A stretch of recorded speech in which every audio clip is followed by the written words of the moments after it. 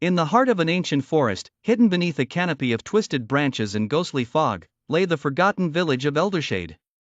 Once teeming with life, the village now stood eerily silent, its wooden huts slowly disintegrating under layers of moss and decay. Few dared to venture near, for it was said that Eldershade was struck by a curse so profound, it left the land eternally haunted. Among the village ruins wandered the forlorn spirit of Elisandra, a woman whose desperate love and tragic fate had bound her to the earth. She had once been the village healer, her touch able to mend the gravest of wounds. But love had turned her heart dark when her betrothed, the hunter Marcellus, vanished into the cursed woods, never to return. In anguish, Elisandra invoked forbidden magic, seeking to tear open the veil between worlds and drag Marcellus back. Her incantations ripped through the fabric of reality, but instead of her beloved, monstrous entities emerged, devouring the village and leaving nothing but death and shadows. Overcome with grief and guilt, Elisandra's spirit refused to leave, condemned to wander the desolate streets in eternal penance. Her ghostly figure, wreathed in spectral light, could be seen each night, her mourning cries echoing through the trees. The legend of Eldershade grew, attracting the curious and the brave who sought to unravel the village's mysteries.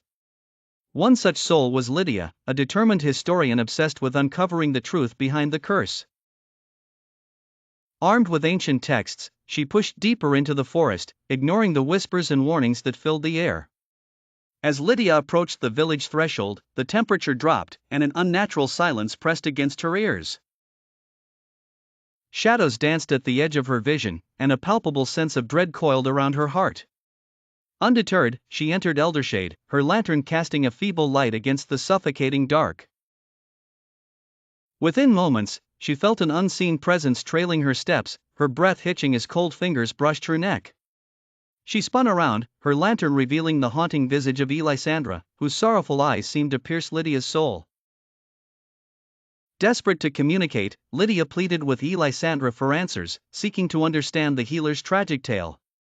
In a voice like the rustling of dead leaves, Elisandra recounted her story, her spectral form flickering with each sorrow-filled word.